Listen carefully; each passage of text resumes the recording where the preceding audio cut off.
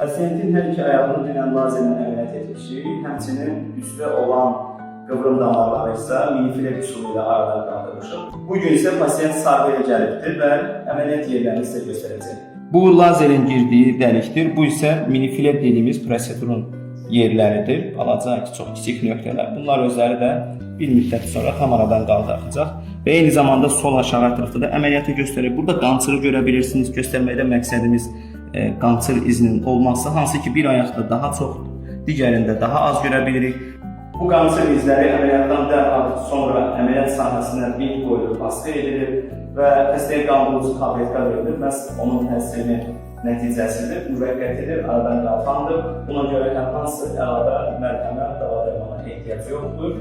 Bədən öz tərəfindən sorğu aradan qalxır. Amma pasiyent isə normal şəkildə gəzib oluna bilir, hündür daban da geyinə bilir, hər hansı bir məhdudiyyəti yoxdur.